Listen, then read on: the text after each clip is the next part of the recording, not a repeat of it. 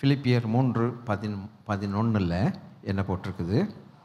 அவருக்காக எல்லாவற்றையும் நஷ்டம் என்று விட்டேன், குப்பையுமாக எண்ணுகிறேன். அப்போ இந்த வசனத்தில் ஒரு முக்கியமான வார்த்தை, நாம் ஏற்கனவே படித்தது தான், ஒரு முக்கியமான ஒரு வேர்டு, ஒரு சின்ன வார்த்தை, அவருக்காக. அந்த வார்த்தை நமக்கு ரொம்ப ரொம்ப முக்கியமான வார்த்தை. இந்த உலகத்தில் யாருக்காக நம்ம வாழ்ந்து என்ன கண்டோம்? மனுஷர்களை ஆசீர்வதிக்கிறது நல்லது, ஆனால் நம்முடைய வாழ்க்கை தேவனுக்காக இருக்குமானால் மற்றவர்களுக்கு நாம் ஆசீர்வாதமாக இருப்போம். கர்த்தராகிய இயேசு கிறிஸ்துவுக்காக வாழ்ந்ததான மக்கள் சமுதாயத்துக்கு ஒரு பெரிய ஆசீர்வாதமாக இருப்பார்கள். என்ன சொல்ல வர்றீங்க? ஆண்டவருக்காக வாழ்ந்த வாழ்க்கை நிச்சயமாய் அவருக்காக சாட்சியாக வாழும்போது அந்த சாட்சியின் நிமித்தம் தேவனால் மற்றவர்கள் ஆசீர்வதிக்கப்படுகிறார்கள். சொல்லப்போனால் மற்றவர்கள் ஆசீர்வதிக்கப்படுகிறதற்கு நமது வாழ்க்கை ஒரு பெரிய காரணமாய் மாறிவிடுகிறது. இன்றைக்கி பவுலுடைய வாழ்க்கை சபையில் வந்திருக்கிற அத்தனை பேருக்கும் ஒரு பெரிய ஆசீர்வாதமாக இருக்குது. ஆமென். பரிசுத்தவான்களுடைய வாழ்க்கை தான் நமக்கு மாதிரியாக இருக்கிறது. இந்த பரிசுத்தவான்களுக்கு மாதிரி யார்? இந்த அப்போஸ்தலர்களுக்கு மாதிரி யார்? இந்த அப்போஸ்தலர்களுக்கு மாதிரி கர்த்தராகிய இயேசு கிறிஸ்து. ஆண்டவராகிய இயேசு கிறிஸ்து வாழ்ந்து காட்டின பிறகுதான் அப்போஸ்தலர்களுக்கு அந்த வாழ்க்கையை பரிசாக கொடுத்தார். நம்மளே நிறைய பேர் இன்ஸ்ட்ரக்ஷன் கொடுக்கறதில்ல, ரொம்ப மன்னர்கள். இப்படி செய், அப்படி செய், இப்படி செய்யாதே, அப்படி செய்யாதே. திருப்பி கேட்டால் நீங்கள் செய்தீங்களான்னு கேட்டால் நான் செய்யாட்டினாலும் நீ செய்யணும் என்ன அப்படிம்போம். நம்முடைய தோல்வி அந்த இடத்துல தெரியுது. நம்மளால் செய்ய முடியல. நல்ல எண்ணத்தில் சொல்கிறோம் இப்படி செய்யணும் அப்படி செய்யணும், ஆனால் நம்மளே பலவீனர்களாக இருக்கிறோம். இயேசுவானவர் செய்ததை பாருங்கள். தன் பிதாவுக்கு முன்பாக டோட்டல் சரண்டர் பண்ணி, இந்த டோட்டல் சரண்டரை தான் இங்கிலீஷில் அப்சல்யூட் சரண்டர்னு சொல்கிறோம். இந்த அப்சல்யூட் சரண்டருக்கு என்ன தான் அர்த்தம்னா வித்தவுட் எனி ரிசர்வேஷன் அர்த்தம். I don't have anything, I don't keep anything in my mind, but what ever you will dear Lord let it be done. சில நேரங்களில் நம்ம சாய்ஸ் வச்சுருப்போம். எனக்கு இது இருக்கணும், எனக்கு இது பிடிக்குது, எனக்கு அது வேணும், அப்படி நினச்சிட்டு ஆண்டவர்கிட்ட கேட்போம். ஆனால் அதையும் ஜீரோ பண்ணி அங்கேயும் வேக்கண்ட், எந்த ஒன்றுமே கிடையாது. இப்போ ஒன்றாவது இல்லையா? ஒன்றும் கிடையாது, எல்லாம் நீங்கள் தான் வரும்போது அவட உள்ள மகிழம் இல்லை? நல்லா நம்மை நடத்தி கொண்டு போய் தான் இஷ்டப்படி அழகாக கொண்டு போய் அவர் நாமத்துக்கு மகிமை உண்டாகும்படிக்கு அவர் நம்மை நடத்துவார். நமக்கு ஒரு நாளும் ஒரு வெட்கப்பட வேண்டிய நிலைமை வரவே வர. சாட்சிகள் வரும். தன்னுடைய வாலிப பிராயத்திலிருந்து தான் மரிக்கிற வரைக்கும் ஒரு மனுஷன் தேவனுக்கென்று செலவு பண்ணி தேவனுக்கென்று வாழும் பொழுது அந்த மரிக்கிற அல்லது ஒரு வேளை வயதான நாட்களில் அவனுடைய உள்ளம் என்ன சொல்லும்? You have given the best part of your life to God and you will have no regrets at all. Regrets இருக்காது. வருத்தப்படுகிறதற்கு இடமே இருக்காது. ஸ்தோத்திரம். ஆனால் நம்முடைய வாழ்க்கையுடைய பெஸ்ட் பார்ட்டை தாறுமாறாக செலவு பண்ணி சத்ரு ஒரு பக்கம் அதை கேட்பான், அதை கொடு எனக்கு கொடுன்ட்டு அவனுக்கு விற்று போட்டு கடைசியில் நம்மள்கிட்ட ஆண்டவருக்குன்னு கொடுக்கறதுக்கு ஒன்றுமே இல்லையேன்னு சொல்லும்போது அந்த எண்ணமே நம்மளை சாப்பிட்றோம், கொன்றும். இது ஒரு நல்ல பாடமாக திருச்சபைக்கு இருக்கட்டும். அல்லேலூயா. ஆகவே நமக்கு போன வாழ்க்கை திருப்பி வர்றதில்லை. நமக்கு முன்னால் இருக்கிற வாழ்க்கை என் ஆண்டவருக்காக வாழலாம் இல்லையா? ஆமேன். அப்போது அவருக்காகங்கிற அந்த வார்த்தை நம்ம மைண்ட்லேருந்து இருதயத்துலேருந்து எடுத்தே போடக்கூடாது. அதுக்கு முந்தின வசனத்தில் இன்னொரு வார்த்தை வருது பார்த்தீங்களா? அது உங்களுக்கு படித்தது தான். நம்ம ஏற்கனவே இப்படி நான் அவரையும் அவருடைய உயிர்த்தெழுதலின் வல்லமையும் அவருடைய பாடுகளின் ஐக்கியத்தையும் அறிகிறதற்கும் அவருடைய மரணத்திற்கு ஒப்பான மரணத்துக்கு உள்ளாகி எப்படியாகிலும். அதுவும் ஒரு வார்த்தை. ஏற்கனவே நம்ம படித்தது தான் இந்த 2 வார்த்தைகளும். இதை பேஸ் பண்ணி தான் நான் போகிறேன். அப்போது இந்த 2 வசனங்கள்லேருந்து நம்முடைய வாழ்க்கைக்கு தேவையான 2 வார்த்தைகள் என்னென்னு வைட்டல், தேர் ஆல் வைட்டல். எப்படி ஆகலும், அதாவது சம்ஹாவ் அப்படின்னு போட்டிருக்குது. அடுத்து இந்த சம்ஹாவ் யாருக்காகப்பா வாழ்கிற? அவருக்காக வாழ்கிற. நம்ம எந்த வேலை செய்தாலும், எந்த கம்பெனியில் வேலை செய்யட்டும், எந்த பிஸ்னஸில் நம்ம இன்வால்வாக இருக்கட்டும், எந்த தொழில் செய்தாலும், வியாபாரம் செய்தாலும், இந்த 2 வார்த்தைகளை நம்ம மையமாக வச்சு நம்ம வாழ வேண்டியது ரொம்ப அவசியம் என்பதை பார்க்கிறோம். எப்படி ஆகலாம்? Glory to God.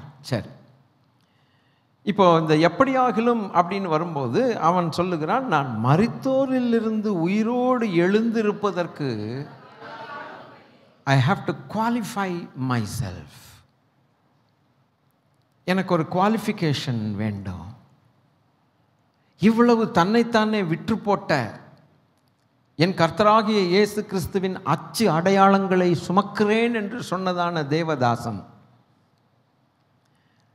தேவனை அப்படியாக, தேவனுடைய ரகசியங்களை அறிந்த தெய்வம் மனுஷன். அவன் சொல்லுகிறான், ஆதி காலம் முதல் தேவ தூதர்களுக்கும் மறைத்து பரிசுத்தவான்களுக்கு மறைத்ததான ரகசியத்தை தேவன் எனக்கு வெளிப்படுத்த சித்தமானாருங்கிறான். எபேசியர்ல அப்படி சொல்றான். It was a mystery which was not revealed to anyone right from the day when the worlds were created. And he has not revealed to any angels. He has not revealed to any holy saints in the past, that he has kept it as the utmost secret, top secret. And when the days passed and the day came, ஒரு நாள் வந்த பொழுது, காலம் நிறைவேறின பொழுது, அகால பிறவியாய் இருந்த எனக்கு அதை வெளிப்படுத்தினார். அவன் தன்னை அகால பிறவி, ஸ்டில்பான், அப்படிப்பட்ட ஒரு நிலைமையில் இருந்தவன். எனக்கு அந்த ரகசியத்தை வெளிப்படுத்தினார், சபைகளுக்கு அதை சொல்லும்படிக்கு வெளிப்படுத்தினார்னா, இந்த பிறவி பிறக்கணுங்கிறதுக்காக வெயிட் பண்ணி ரகசியமாக வச்சு இவன் பிறந்த அன்னைக்கு அவனுக்கு அதை வெளிப்படுத்தினாராம். அப்படிப்பட்டவன் சொல்லுகிறான், நான் மரித்தோரிலிருந்து உயிரோடு எழுந்திருப்பதற்கு குவாலிஃபை ஆகணுங்கிறான். ஏ அப்பா, நம்மெல்லாம் நான்லாம் ஏணி வச்சா எட்டுமா அப்படிங்கிற சந்தேகங்கள் எனக்கு வந்துச்சு. ஐ ஹவ் நாட் அட்டைன்ட் அப்படிங்கிறான். நான் அடைந்தாயிற்று என்று சொல்லலை. நான் எல்லாரை போல் அல்ல, நான் ரொம்ப சூப்பர் ஹியூமன் பீயிங் என்று சொல்லலை. ரொம்ப பயத்தோடு பக்தியோடு சொல்லுகிறான், நான் அடைந்தாயிற்று என்று எண்ணாமல் எதற்காக பிடிக்கப்பட்டேன் அதை தொடர்கிறேன், ஆசையாய் தொடர்கிறேன். இப்படிப்பட்ட ஒரு பரிசுத்தவானை ஆசையாய் தொடர்ந்தால் நல்லா புரிஞ்சுக்கணும், நமக்கும் இந்த தேவ தாசர்களுக்கும் ஒரு பெரிய வித்தியாசம் இருக்குதுங்க. நம்ம அவங்கள பார்த்து நல்லா கற்றுக்கொள்ளணும், அவர்களுடைய வார்த்தைகளை கொஞ்சம் உற்று கவனிக்கணும். யூதா என்கிறதான half brother of Jesus Christ, பாதி சகோதரன் யூதா, அவன் எழுதும்போது சொல்லுகிறான், யூதா 20வது வசனம் வாசிக்கலாமா? நீங்களோ, கரெக்டு, பிரியமானவர்களே,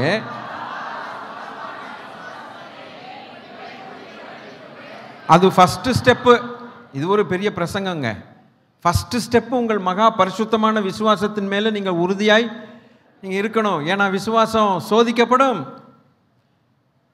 ப்ராப்ளம்ஸ் வரும், தொல்லைகள் வரும். விசுவாசிக்க முடியாத அளவுக்கு சில பிரச்சனைகள் வரும்போது, சோதிக்கப்படும் போது அது பொன்னாக விளங்கும் அப்படின்னு போட்டிருக்கு. அதில் உறுதியாய் நாம் எதை விசுவாசிக்கிறோமோ, யாரை நான் விசுவாசித்திருக்கிறவர் இன்னார் என்று அறிவேன், உறுதியாய் இந்த விசுவாசத்தில் உறுதியாகி உங்களை வச்சுக்கொண்டு, 2வது பரிசுத்த ஆவிக்குள்ளே ஜெபம் பண்ண வேண்டும். ஏன்னா நாம் ஜெபிக்கிறது என்ன ஜெபிக்கணும்னு நமக்கே தெரியாதுன்னு வேதவசனம் சொல்லுது. எப்படி ஜெபிக்க வேணும்னு நமக்கு தெரியாதான். பலவீனர்கள், தேவாவியானவர் நமக்காக ஜெபிக்கிறார் என்று எழுதியிருக்கிறபடினாலே பரிசுத்த ஆவிக்குள் ஜெபம் பண்ணும்போது அந்த ஜெபங்கள் கரெக்டாக தேவனுடைய சமூகத்தில் போய் எட்டுகிறது.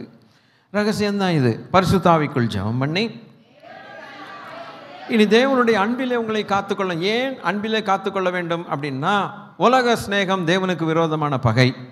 உலகத்திலும் உலகத்தில் உள்ளவைகளிலும் அன்பு கூறாதிருங்கள். ஒருவன் உலகத்தில் அன்பு கூர்ந்தால் பிதாவின் அன்பு அவனிடத்தில் இல்லை. ஒன்று இருந்தால் உலகத்தின் அன்பு இருக்கணும், பிசாசின் அன்பு இருக்கணும், இல்லைன்னா பிதாவின் அன்பு இருக்கணும். பிதாவின் அன்பை ரோமர் 5:5 படி தேவாவியானவர் நம்முடைய இருதயத்தில் தேவனுடைய அன்பை ஊற்றுகிறார் என்று போட்டிருக்கிறது. அப்போ உலகத்தை சிநேகிக்கும் போது பிதாவின் அன்பு நம்மை விட்டு வெளியில் போகிறது. அதனால தான் பிதாவின் அன்பிலே உங்களை காத்து கொள்ளுங்கள் என்று போட்டிருக்குது. கர்த்தர் நல்லவர். அப்புறம் நித்திய ஜீவனுக்கு ஏதுவாக நம்முடைய கர்த்தராக இருக்கிற இயேசு கிறிஸ்துவனுடைய அப்பமும் ஒரு வார்த்தையை சொல்கிறான் பாருங்க, இரக்கத்தை பெற காத்திருங்கிறான். ரொம்ப சந்தோஷமான ஒரு காரியம். மத்தேயு 5, 6, 7 அந்த 3 அதிகாரங்களை குறித்து ஒரு நாள் சீரீஸ் ஆஃப் பிரசங்கங்கள் பண்ணி அதை ஒரு ஐயாட்ட நான் சொன்னேன், இந்த மாதிரி இதெல்லாம் மிஸ் பண்ணிட்டாங்க. அந்த ஐயா சிபிஎம் போகிற ஒரு ஐயா, அடிக்கடி பேசிகிட்டு இருப்போம் ஆவிக்குரிய காரியங்களில். அப்போ இதை கோட் பண்ணும்போது அவர் சொன்னார், அவர் வயசு இருக்கும் நிறையா, சொன்னார், ஐயா வருகையில் போகிறோங்கிறது டிமாண்ட் பண்ணி போக முடியாது. அவன் சொல்கிறத கவனிச்சிங்களான்னாரு. என்னையா சொல்கிறாரு? இரக்கத்துக்காய் காத்திருங்கள், நித்திய ஜீவனுக்கு ஏதுவாக கர்த்தராகிய இயேசு கிறிஸ்துவனுடைய அவர் வரும் பொழுது நாம் எடுத்துக்கொள்ளப்படுகிறது அவருடைய இரக்கம். ஹல்லேலூயா. எப்படி கர்த்தரை பாராட்டுறீங்க? எப்படி கர்த்தரை பாராட்டுறீங்க? How do you appreciate God? தபார் நான் நிற்கிறேன், ஐயா வாங்கோ, அப்படின்னா அந்த மாதிரி கதையே கிடையாது. அவர் வரும்போது அவருடைய இரக்கம் நமக்கு கிடைக்கணும். ஹல்லேலூயா.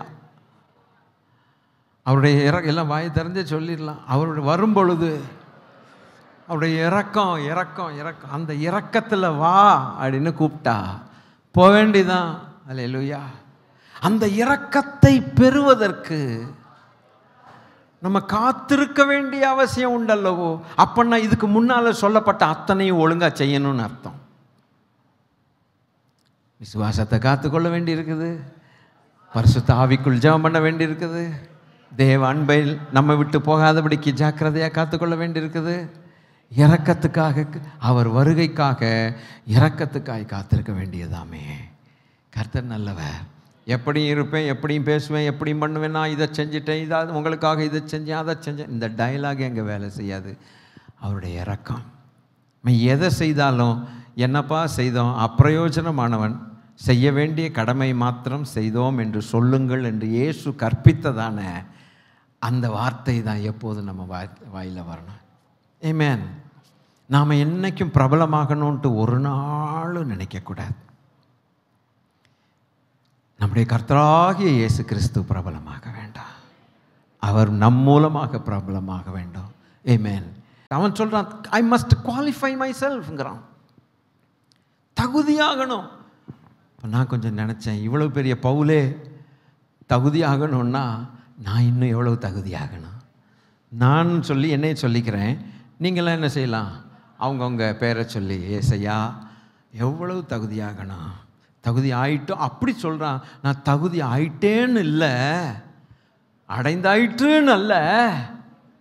ஐயா ஒன்று செய்கிறேன் ஐயா, பின்னானவைகள்லாம் மறந்து கொஞ்சம் முன்னானவைகளை நோக்கி போகிறேன் ஐயா. முன்னானவைகள் நான் போன வாரம் சொல்லி கொடுத்தபடி தட் 5 ஆப்ஜெக்டிவ்ஸ், அல்ல 5 ஆப்ஜெக்டிவ்ஸ், அதைத்தான் பார்க்குறேன். அதை பார்த்துட்டு போயிட்டே இருந்தாலே என் லைஃப் முடிஞ்சிரும், என் லைஃப் முடிஞ்சிரும். Those 5 objectives are enough for me, that when I train myself to live that way, my life will be over. தகுதி ஆகிடுவேன். இன்றைக்கி தகுதி ஆகணும்னாக்க அந்த தகுதி ஆகிறவர்கள், குவாலிஃபை பண்ணப்படுகிறவர்களுக்கு பெயர் என்னன்னு கேட்டால் உயிர்த்தெழுதலின் பிள்ளைகள். போன வாரம் உங்களுக்கு அதை நான் ரொம்ப விவரமாக அதை குறித்து கர்த்தருடைய ஆவியானவர் சொன்னார். உயிர்த்தெழுதலின் பிள்ளைகள் என்ன ஒரு நம்பிக்கை தேவன் தம்முடைய பிள்ளைகளின் மேல் வைத்திருந்தால் அழகாக சொல்லி காட்டுறார். யார்கிட்ட சொல்லி காட்டுறார்? விதண்டவாதமாய் பேசக்கூடிய மக்களிடத்தில் சொல்லி காட்டுறார். என் நாடுகள் வேற, உனக்கு தெரியாது. என்னுடைய பிள்ளைகள் வேற, உனக்கு தெரியாது. என் பிள்ளைகளுக்கு ஒரு பேர் வைத்திருக்கிறேன், அவர்கள் உயிர்த்தெழுதலின் பிள்ளைகள் என்று. 1 Thessalonians ரொம்ப சந்தோஷமாக இருந்தது. இப்படி உயிர்த்தெழுதலின் பிள்ளைகள் என்று சொன்னால் அவர்களுக்குன்னு ஒரு கேரக்டரிஸ்டிக்ஸ் இருக்கணும், அவர்களுக்குன்னு ஒரு தனித்தன்மை இருக்கணும். கேரக்டர், இன்னென்ன ஆளுக்கு இன்னென்ன கேரக்டர் இருக்கிறது போல உயிர்த்தெழுதலின் பிள்ளைகளுக்குன்னு தனியாக ஒரு கேரக்டர் இருக்கும். எப்படி அது கிடைக்கிறது? அவர்கள் உலகத்தில் மற்ற ஜனங்கள் செய்கிறது போல காரியங்களை செய்ய மாட்டார்கள். கவனித்தீர்களோ? உலகத்தில் எல்லாரும் செய்யக்கூடிய கிரியைகளை என்ன செய்ய மாட்டார்கள்? அவர்கள் செய்ய மாட்டார்கள். அவர்கள் நினைக்கிறபடி இவர்கள் நினைக்க மாட்டார்கள். எவ்வளவோ வித்தியாசம் இருக்கும். அப்போ அந்த கேரக்டரிஸ்டிக்ஸ் நம்ம கண்டுபிடிச்சிட்டா நாம் தகுதிப்படுத்திக் கொள்ளலாமே. அல்லேலூயா. வேதம் என்ன சொல்லுகிறது என்பதை நாம் பார்க்க வேண்டும். ஒரு 6 கேரக்டர் உண்டு. நிச்சயமாக அது இன்றைக்கி என்னால் ஃபுல்லாக அதை விளக்கமாக சொல்ல முடியாது. மேபி ஒரு கேரக்டர் வேணால் நம்ம பார்க்கலாம். கர்த்தர் நல்லவர். அதுக்குள்ளேயே அந்த டைம் சரியாக போயிடும். வாசிக்கலாம். நோட் பண்ணி கொள்ளுங்கள். 2 கொரிந்தியர் 5வது அதிகாரம் 9வது வசனம் வரைக்கும் நோட் பண்ணி கொண்டால் போதும். நான் ஃபுல்லாக வாசிக்கிறதுக்கு நமக்கு நேரம் இருக்காது. 2 Corinthians chapter 5 verses 1 through 9, 1லிருந்து 9. இதில் மிக முக்கியமான ஒரு காரியம் என்னன்னு கேட்டால், 1வது வசனத்தை ஸ்டார்ட் பண்ணணும். அது மாத்திரம் வாசிப்போம். 4வது வசனத்தையும் வாசிப்போம். அதில் ஒரு காரியம் விளங்கும். பூமிக்குரிய கூடாரமாகிய கரெக்டு, நம்முடைய வீடு அழிந்து போனாலும் தேவனால் கட்டப்பட்ட கை வேலை அல்லாத நித்திய வீடு பரலோகத்தில் நமக்கு உண்டு என்று அறிந்திருக்கு. Characteristics of the people who will be resurrected from the dead. அந்த வசனத்தை பாருங்க. தேவனால் கட்டப்பட்ட கைவேலை அல்லாத நித்திய வீடு பரலோகத்தில். எங்கள் ஐயாவுடைய ஊரில், எங்கள் அம்மாவுடைய ஊரில் என்னால் எழுதப்படாமல் அவனுடைய நோக்கமே எங்கே இருக்குதுன்னா, அங்கே ஒரு வீடு இருக்குதுப்பா, அந்த வீட்டின் மேலே ஒரு வாஞ்சை இருக்குதுப்பா, தாகம் இருக்குதுப்பா, அது மேலே ஒரு தவிப்பு இருக்குதுப்பா.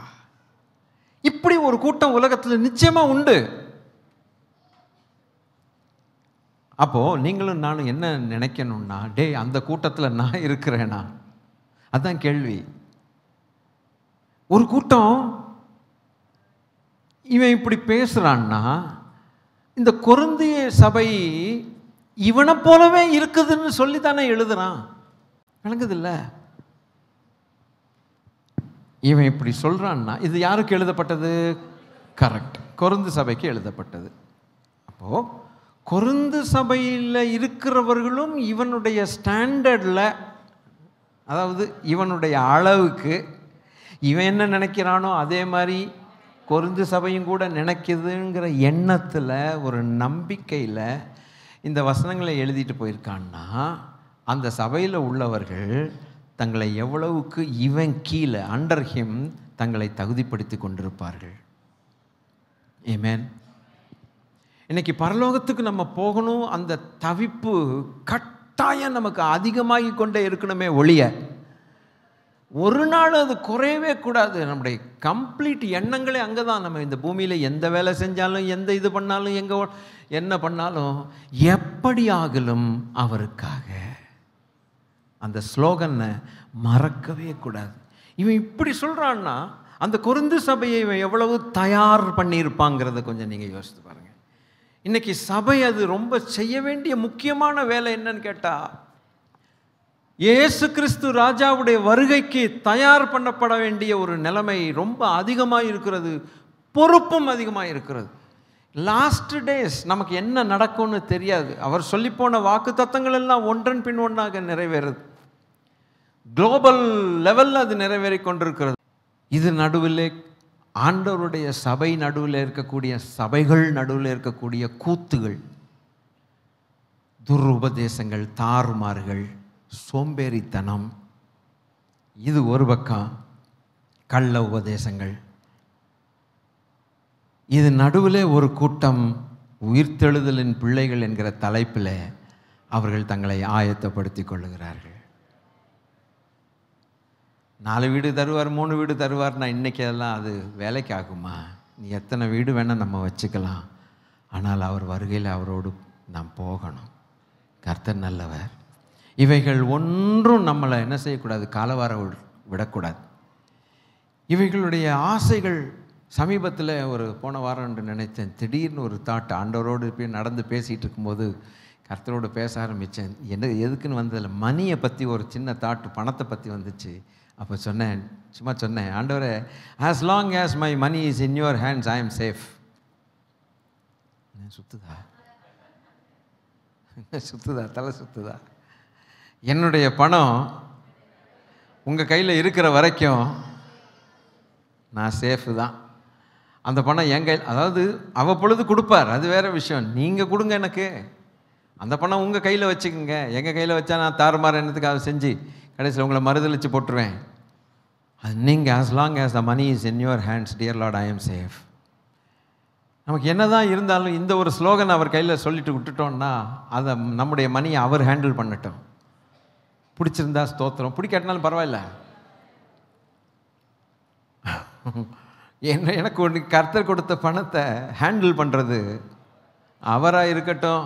நமக்கு எதுக்குங்க அந்த தொல்லை? அதை ஒன்று உள்ளே உட்கார வச்சுக்கிட்டு கடைசியில் நம்ம ஜீவியமே கெட்டு போகும் போல் இருக்குது. அவர் கையில் இருக்கிற வரைக்கும் நான் சேஃபு, நானும் உம்முடைய கையில் இருக்கிற வரைக்கும் நான் சேஃபு தகப்பனே. இந்த மாதிரி சில நேரங்கள் அப்பப்போ இந்த உதாரணங்கள் வரும். இதுதான் நம்ம வாழ்க்கையை அர்ப்பணிச்சுட்டு போகணும். வேண்டிய போது தருவார். அவர் தந்தால் பண ஆசை நமக்கு இருக்காது. நம்ம கையில் வச்சுருந்தா பண ஆசை நமக்கு அதிகமாக மாறும். அது எல்லா தீமைக்கு என்ன செய்யுது, வேறாக இருக்கிறது. அவர் கையில் விட்டுருவோமே. கர்த்தர் நல்லவர். ஆமேன். தைரியமாக ஒரு அல்லேலூயாம் காணும். இதெல்லாம் வராது போல இருக்குது. அல்லேலூயா ஸ்தோத்திரம். ஒரு 2 பேர் அல்லேலூயா சொல்லாமா? நிறைய பேர் சொல்கிறீங்களா? ஏடா டே மானம் போயிருண்டா சொல்லாட்டினா. அவர் ஹேண்டில் பண்ணட்டும்.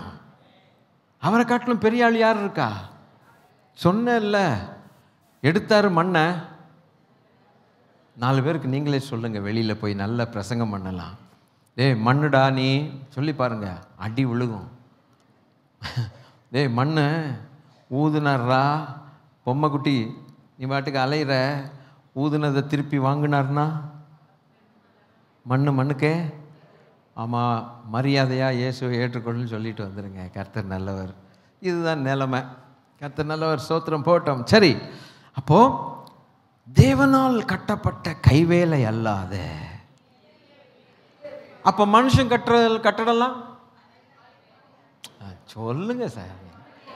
அது வாடகை வீடோ சொந்த வீடோ, மனுஷன் கட்டுறதெல்லாம் அனித்தியன்னு பார்க்குறோம். தேவனால் கட்டப்பட்டால், ஒரு காரியத்தை தேவன் செய்தால் அனித்தியமா? நித்தியம். அதே காரியத்தை ஒரு மனுஷன் செஞ்சா அனித்தியமாக மாறிடுது. அப்போ பவுல் என்ன நினைக்கிறான்னா, என்ன மனுஷனால்களால் செய்யப்பட்ட கட்டடங்கள்லாம் நாங்களும் பார்த்துட்டோம், போயிட்டோம், இப்போ வாழ்கிறோம். ஆனால் எனக்கு ஒரு வீடு ஒன்று உண்டு. அது ஒரு இடத்தில் உண்டு. எந்த இடத்தில் உண்டாம்? பரலோகத்தில் உண்டு. அது எனக்கு தெரியும்லங்கிறான். அறிந்திருக்கிறோம்னா என்ன அர்த்தம்னா, எனக்கு நல்லா தெரியும். ஆக நான் உயிர்த்தெழுதலின் பிள்ளை, நான் உயிர்த்தெழுவேன், தகுதியாக்கிக்குவேன். இதுக்கு என்ன அர்த்தம் அப்படின்னு கேட்டால், 4வது வசனத்துக்கு நீங்கள் வரணும். 4வது வசனத்துக்கு வரும்போது, இந்த கூடாரத்தில் நாம் பாரம் சுமந்து தவிக்கிறோம்ங்கிறான். அப்போ உயிர்த்தெழுதலின் பிள்ளைகள் உயிர்த்தெழுவதற்கு தகுதியாக இருக்கக்கூடியவர்களுடைய குணாதிசயம் என்னன்னு கேட்டால் தவிப்பு. தவிப்பு.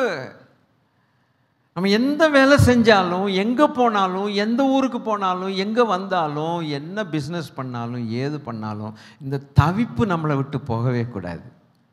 விரும்பினால் தவிப்பு நம்மளை விட்டு போகக்கூடாது. இன்றைக்கி அப்போஸ்தலர்களை போல் நம்ம சுவிசேஷத்தை சொல்லி ஊர் ஊராக சொல்கிறதுக்காக நம்மளை தேவன் அழைக்கலை. ஏதோ ஒரு ஜாப் தந்திருக்குறாங்க உலகத்தில், ஏதோ ஒரு பொறுப்புகளை தந்திருக்கிறாங்க. ஆனாலும் உள்ள என்ன செஞ்சிகிட்டு இருக்கணுமா? நல்லா நீங்கள் கவனிக்க வேண்டும். இந்த பரலோகத்துக்கு உயிர்த்தெழுதலின் பிள்ளைகளுக்கு இருக்கக்கூடிய ஒரு ஆசை என்னன்னு கேட்டால் தவிப்பு.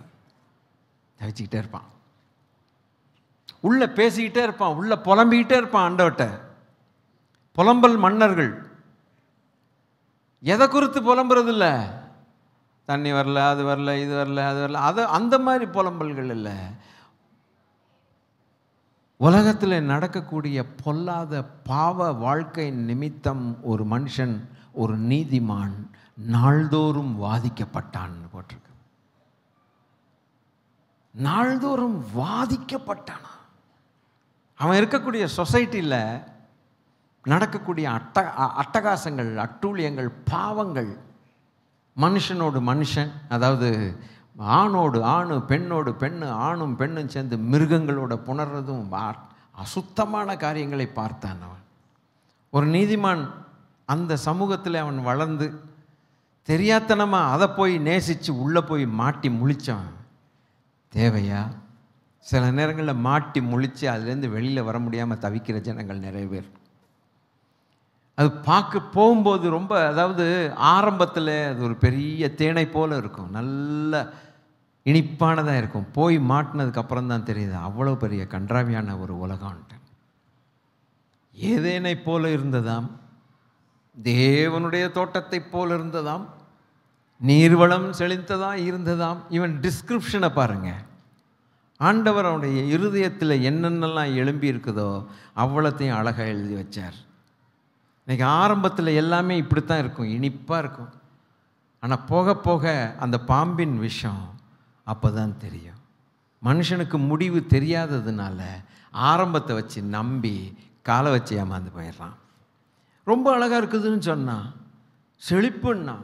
ஒருவேளை சொல்லியிருப்பான், இந்த ஆபிரகாம் முட்டாப்பயலுக்கு ஒன்றும் மண்டையில் ஒன்றும் மசாலாவே இல்லைன்னு சொல்லியிருப்பான். இது ஒன்றுமே புரியும், சும்மா கர்த்தர் கர்த்தர் கர்த்தர்னு உட்காந்துருக்கான் பாரு. இவன் பாட்டுக்கு இருக்க மாதிரி போகிறான், டைரக்ஷன் எந்த டைரக்ஷனில் போகணுன்னு தெரியல, அது பாட்டுக்கு அலையுது அப்படின்னு நினச்சிருப்பான். நான் பார் ரொம்ப கரெக்டாக க்ளீனாக ஃபோக்கஸ்டாக இருக்கிறேன் பார் அப்படின்னா. ஃபோக்கஸ்டு எந்த ஃபோக்கஸும் வேலை செய்யலை. கடைசியில் அவன் போய் அங்கே போய் மாட்டி முழித்து கூடாரத்தை போட்டு லாஸ் ஆகி குடும்பமும் போய், ஆனால் அங்கே அவனுக்கு என்ன கிடைச்சது? அவன் நீதிமானாக இருந்தது நிமித்தம், அந்த ஒரு காரணத்தின் நிமித்தம் அவன் வாதிக்கப்பட்டான். தேவன் அவனை நீதிமான் என்கிற பட்டியலில் கொண்டு போய் சேர்த்தார். அது ஒன்று தான் மிச்சம். ஆண்டவருடைய பிள்ளைகளே, வேதம் தான் நமக்கு பல பாடங்களை கற்றுத்தர முடியும், மனுஷன் அல்ல. அந்த வேதத்தை எடுத்து பிரசங்கம் பண்ணும்போது பிரசங்கிக்கிறவன் பாடம் கற்றுக் கொடுக்கறதில்ல, அதை எடுக்க சொல்லி சொல்லுகிற தேவாவியானவர் தான் நமக்கு பாடத்தை கற்றுக் கொடுக்கிறார். ஆகவே இந்த உயிர்த்தெழுதலின் பிள்ளைகள் முதலாவது காரியம் என்னன்னு கேட்டால், அவர்கள் தவிப்பின் பிள்ளைகள். இந்த தவிப்பை குறித்து தான் பரிசுத்தாவியானவர் இன்றைக்கு நமக்கு உணர்த்துகிறார். இந்த பூமியிலே அவருடைய வருகை மிக சமீபமாக இருக்கிறபடியினால், ரொம்ப ரொம்ப சமீபமாக இருக்கிறபடினால் என்ன நடக்குன்னே தெரியாது. கர்த்தருடைய பிள்ளைகளை சைலண்டாக இருக்க பண்ணுகிற காலங்கள், வாய் திறக்க முடியாத அளவுக்கு வாய்களை மூடக்கூடிய காலங்கள் நெருங்குகிறது. அநீதியுடைய கரம் ஓங்கும் பொழுது, அக்கிரமக்காரன் வெளிப்படையாய் வரக்கூடிய நாட்கள் வரும் பொழுது அநீதியின் கரம் ஓங்கும். chaos will increase, lawlessness will increase in the last days என்று எழுதியிருக்கிறது. travel will increase ன்னு போட்டிருக்கு. இன்றைக்கி அவன் ரோடு போட்டு பறக்கிறதெல்லாம் பார்த்தா என்ன ஃபாஸ்ட்டு, எவ்வளவு எதுக்கு நேராக வருகிறது என்றால், அவர் வருகிறது சமீபம் என்று சொன்னால், அதை விட சமீபம் என்கிற வார்த்தை இனிமேல் இருக்குமானால் அதைத்தான் இந்த காலத்தில் நாம் பயன்படுத்த வேண்டும். வேற ஏதாவது வார்த்தை இருக்குதா? சமீபத்தை காட்டிலும் இன்னும் அதிக சமீபம் என்கிற வார்த்தை இருக்குதுன்னா அதைத்தான் நம்ம பயன்படுத்தி எச்சரிப்படைந்து அவர் சமூகத்தில் நிற்க தைரியம் உள்ளவர்களாய், பாத்திரவான்களாய் நிற்க வேண்டும். காலம் செல்லாது என்று என்னைக்கோ ஆண்டவர் சொன்னார். சிலர் ஏமாந்து போவார்கள், சிலர் கைவிடப்படுவார்கள். கைவிடப்படுகிறவர்கள் மலைகளிலும் குன்றுகளிலும் போய் ஒளிந்து கொள்வார்களாம். ஒளிந்து கொண்ட பிறகு அவர்கள் வெளியில் வர வேண்டுமானால் அந்த முத்திரைக்காய் அவர்கள் ஆளாக வேண்டும். அந்த முத்திரை போட்டன ஒரு தீர்க்கதரிசி ஒருவர் பேசிக்கொண்டிருந்தார். he will become a lunatic type zombie. போட்ட உடனே அவர் ஒரு சகலத்தையும் சுயநலம் இழந்து அப்படியே போகிறான். இப்படிப்பட்ட காலங்களில் கைவிடப்படுகிறவர்களுடைய நிலைமை என்னவாக இருக்கும்? இன்று இந்த சத்தத்தை கேட்போமாக, உயிர்த்தெழுதலில் பங்குள்ளவர்களாகும்படிக்கு நம்மை தகுதிப்படுத்திக் கொள்வோமாக. Thank you Lord. Every opportunity that God gives us is for our good. நம்முடைய நன்மைக்காகத்தான் தேவன் எல்லாவற்றையும் செய்கிறார். ஆகவே தவிப்பின் பிள்ளைகள், முதலாவது கேரக்டரிஸ்டிக்ஸ் என்ன தெரியுங்களா? இவர்கள் தவிக்கிறோம். இந்த போர்வையை களைந்து போட வேண்டும் என்று விரும்பாமல், மரணமானது ஜீவனால் விழுங்கப்படுவதற்காக போர்வை. சரி, ஒரு பெரிய கேள்வியோடு நான் சில வசனங்களுக்கு நேராக போகிறேன். இந்த தவிப்பு நமக்கு உண்டோ? Life will be very jolly என்று எடுத்துக்கொண்டு எல்லாம் அதன் காலத்தில் அப்படியே நல்லா நடக்கும். நமக்கு அடுத்த வருஷம் இப்படி, அடுத்த வருஷம் அப்படி, அடுத்த வருஷம் நல்லது. பிளான் பண்ணுறது தப்பு இல்லை, நான் கிண்டல் பண்ணவில்லை. இருந்தாலும் கர்த்தருக்கு சித்தமானால் அப்படிங்கிற ஒரு வார்த்தையை யூஸ் பண்ணணுன்ட்டு யாக்கோபு சொன்னான். அன்னைக்கே அவர்கள் அப்படித்தான் சொன்னார்கள். நாளைக்கு அங்கே போவோம், அந்த அடுத்த வருஷம் அந்த பட்டணத்தில் இருப்போம், இது அப்படின்னு யாக்கோபு சொல்கிறான். ஏடா இப்படி சொல்லாதடா, கர்த்தருக்கு சித்தமானால்னு ஒரு வார்த்தையை போட்டுட்டு சொல்லப்பான்னார். தேவன் எப்படி நடத்துவாரோ நமக்கு எப்படி தெரியும்? ஹல்லேலூயா. கர்த்தர் அவருடைய விருப்பத்தின்படி செய்வார் அல்லவா? ஆகையினால நம்ம சொல்கிறத சொல்லலாம், ஆனால் கர்த்தருக்கு சித்தமானால் அப்படிங்கிற ஒரு வார்த்தையை போட்டுத்தான் நம்ம. அப்போ அது எதை காட்டுகிறது? நான் நினைக்கிறது இப்படி இருக்கட்டும், அது தேவன் விரும்பினால் செய்யட்டும், விரும்பாவிட்டால் பரவாயில்லை. ஆமென். 96 வயசு பாட்டியை போன வாரம் பார்த்துட்டு வந்து பரிதாபமாக இருந்த நிலைமை, எனக்கு அழுக வந்துருச்சு. விட்டுட்டு எப்படி வரேன்னு தெரியல. அதான் நான் சொன்னேன்ல, ஜபிக்க சொன்னாங்க. என்னத்தை சொல்லி ஜபிக்கிறதுக்கு? ஆண்டவரே பாட்டியை எடுத்துக்கொள்ளும் அப்படின்னா அங்கே சுற்றி இருக்கிறவங்களாம் என்ன செஞ்சிருவாங்க? ரெடியாக செங்கலோடு நிற்கிறான். கர்த்தர் நல்லவர். அப்படி செய்ய முடியுமா? செய்ய முடியாது. சுகப்படுத்தி நல்ல ஜான் சீராய் லக்ஷ்மி பாய் மாதிரி ஆண்டவரே குதிரை வீராங்கனை அப்படி சொல்ல முடியுமா? அப்படின்னு சொல்ல முடியல. இந்த ரெண்டு நடுவில் மாட்டி முழிக்கிறேன் நான். உங்களுக்கு எது இஷ்டமோ அதை செஞ்சிருங்கப்பான்னு சொல்லிட்டு நான் வந்துட்டேன். தப்பிச்சேன்னு நினச்சேன். ஏன்னா அவருக்கு எது இஷ்டமோ அது செய்யட்டும். அதுபோல தான் கர்த்தருக்கு சித்தமானால், proposing is not wrong, but whether God will value that proposal. If he turns down, Lord, let your will be done, finished. It's so free. அதான் கர்த்தருக்கு சித்தமானால் அப்படின்னு யாக்கோபு அதை பயன்படுத்த சொல்றான். Let God decide, let God lead me. தொங்கவும் மாட்டேன், இப்படி செய்யுங்க அப்படி செய்யுங்கன்னு சொல்லி ஜபத்தில் போட்டு 40 நாளில் 400 நாள் உபவாசம் பண்ணி அப்படியும் தொங்க மாட்டேன். என் ஆண்டவரை நான் நம்புவேன். சில சிக்னல்ஸ் தருவார், அந்த சிக்னல்ஸை வச்சு நான் புரிஞ்சுக்கணும். கரெக்டாக கொண்டு போய் அவரை நம்பு, போயிட்டே இரு, கர்த்தர் நடத்திட்டார். I am as light as a dry leaf. காஞ்சி போன ஒரு இலையை போல சிம்பிள் ஃப்ரீ லைஃப் இருந்துட்டா நமக்கு தொல்லையே கிடையாது. ஹல்லேலூயா. கற்றுக்கொள்வோம். ஆமென். ஆண்டவர் நம்மை நடத்தட்டும். எபிரேய புஸ்தகத்தில் 12வது அதிகாரம் 27, 28. இன்னும் ஒரு தரம் என்று சொல்லானது அசையாதவைகள் நிலைத்திருக்கத்தக்கதாக அசைவுள்ளவைகள் உண்டாக்கப்பட்டவைகள் போல் மாறிப்போகும் என்பதை குறிக்கிறது. ஆதலால் அசைவில்லாத ராஜ்யத்தை பெறுகிறவர்களாகிய நாம் பயத்தோடும் பக்தியோடும் தேவனுக்கு பிரியமாய் ஆராதனை செய்யும்படி கிருபையை பற்றி கொண்டிருக்க கடவோம். One of the works that people who are characterized by the resurrection is this, that they will catch hold of the grace of God intently. தவிப்போடு இருக்கக்கூடிய மக்கள், நான் அந்த ஃபர்ஸ்ட் பாயிண்ட்லேயே உட்கார்ந்துருக்கேன். அதுக்கப்புறம் அப்போஸ்தலனாகிய பவுல் அது நிறைவேற்றினான் என்பதையும் நான் காட்டினேன். ஆறுலையும் பேரலாக அவன் நிறைவேற்றினதையும் பார்த்து தான் நம்ம அதை முடிக்கணும். ஆறையும் முடிக்க முடியாது, இட்ஸ் டிஃபிகல்ட். அப்போது உயிர்த்தெழுதலின் பிள்ளைகள் தவிப்பின் பிள்ளைகள். அந்த தவிப்பின் பிள்ளைகள் என்ன செய்வார்களாம்? இந்த உலகத்தில் ஒரு நம்பிக்கை அவர்களுக்கு உண்டு. அந்த நம்பிக்கையை அவர்கள் பெரும்படிக்கு தேவனுடைய கிருபையை பற்றி கொள்வார்களாம். இந்த சபையில் நான் ஒன்று என்னையும் சேர்த்து சொல்லுகிறேன். நாம் தேவனுடைய கிருபையை பற்றி கொண்டிருக்கிறோமா? ஒரு கேள்விக்குறி நம்மையே போட்டுக்கணும். நம்மையே போட்டுக்கிட்டா தான் தெரியும் நம்ம யாரை பற்றி கொண்டிருக்கிறோம், எதை பற்றி கொண்டிருக்கிறோம். வேதவசனம் சொல்லுது அவருடைய கிருபையை பற்றி கொண்டு. பிடிச்சவங்க இதை அப்ரிஷியேட் பண்ணக்கூடியவங்க. எதற்கு பற்றி கொண்டிருக்கண்டுமா? ஐயா உம்முடைய கிருபையை பற்றி. எது எடுத்தாலும் கிருபை கிருபை கிருபை கிருபை கிருபை கிருபை. Grace of God. Grace of God will generate the faith on God.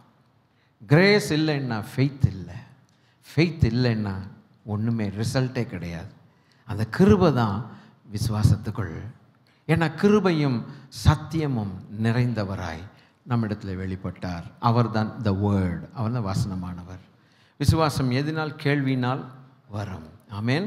இப்போ இந்த வார்த்தையை பார்க்கும்போது 27 ஒரு தரம் எல்லாத்தையும் அசைய பண்ணுவேன்னு சொல்லியிருக்கிறார். இதை குறித்து நீங்கள் அதிகமாக இந்த எபிரேயர் புஸ்தகத்தில் நீங்கள் வீட்டில் போய் வாசித்தா தெரியும். அசையாதவைகள் 27 கொடுங்க. இன்னும் ஒரு தரம் என்கிற சொல்லானது ஒருவேளை 26 நம்ம பார்க்க வேண்டிய ஒரு சிச்சுவேஷன் வரும். 26 அவருடைய சத்தம் அப்பொழுது பூமியை அசைய பண்ணிற்று. இன்னும் ஒரு தரம் நான் பூமியை மாத்திரமல்ல வானத்தையும் அசைய பண்ணுவேன் என்று இப்பொழுது வாக்குத்தத்தம் செய்திருக்கிறார். யோசிச்சு பார்த்தேன். ஒரு சில கிளிப்பிங்ஸை காட்டினாங்க. ஒரு நல்ல பியூட்டிஃபுல் ஹவுஸ், முன்னால் ஒரு கார். அந்த பகுதி விழுன்னு யாருக்குமே அந்த சந்தேகமே வராது. அந்த காட்சியை பார்க்கும்போது கஷ்டமாயிருச்சு. அப்படியே சரிஞ்சு வெள்ளத்தில் அடித்து போகுது. அவளுக்காக நாம் ஜெபிக்க வேணும். 3-4 கிராமங்களை காணோன்னு சொல்கிறாங்க. மீட்பு பணின்னு சொல்லி அந்த மண்ணெல்லாம் எடுத்து பார்த்தா ஒருத்தருடைய தலை மாத்திரம் இங்கே இருக்குது. உள்ளேருந்து ஒவ்வொருத்தனா ஓடிடுறான். எத்தனை மணி நேரம் மண்ணுக்குள்ளே புதஞ்சி கிடந்தானோ. ஒரு மண்ணுக்குள்ளேயே நம்ம சரீரம் புதஞ்சி இருந்தா அந்த மூச்சு விடுறதுக்கும் இதெல்லாம் எக்ஸ்பிளைன் பண்ண முடியாது. இருக்கிறான். அவனை நோண்டி எடுத்து பிடிச்சி கொண்டு வந்து பாவம் தப்பிச்சவனுக்கு எப்படி இருக்கும்னு யோசித்து பாருங்கள். என்னைக்காவது இதை குறித்து யோசித்தானா? இப்படி ஒரு காலத்தில் நம்ம மண்ணுக்குள்ளே புதஞ்சிருவான்டான். புதஞ்சி உயிரை விட்டவன் எப்படி இருப்பான்? சரி, இங்கே தான் இப்படி நடக்குதுன்னா கொஞ்சம் பார்த்தா கர்நாடகாவில் மறுபடியும் லேண்ட்ஸ்லைடுன்னு போட்டிருந்தாங்க. அங்கே தான் பார்த்தா உத்தரகாண்டில் க்ளவுட் பர்ஸ்ட் ஆகி அங்கே ஒரு ஏன்னாப்பட்ட ஊர் பூரா இப்படி லேண்ட்ஸ்லைட் ஆகிட்டே இருக்குதே, என்ன ஆண்டவரே? அந்த பகுதியை அவங்க சொல்லியிருக்கிறாங்க வாழ தகுதியற்ற இடங்கள் அப்படின்னு சொல்லியிருக்கிறாங்க.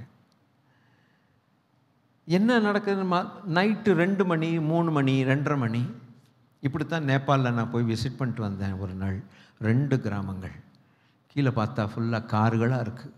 நைட்டு தூங்கிட்டு இருந்தாங்க. அப்படியே ஒருத்தம் மிஸ் ஆகாமல் எல்லாம் சேர்த்து போயிடுச்சு. ஆண்டவர் சொல்கிறார், ஒரு தரம் நான் பூமியை அசைப்பேனுங்கிறார். பூமியை மாத்திரம் அல்ல வானத்தையும் அசைப்பேன். பூமி அசைஞ்சதுன்னா என்ன ஆகுறதுங்கிறது நமக்கு தெரியும். வானமும் சேர்ந்து அசைதுன்னா என்ன பண்ண?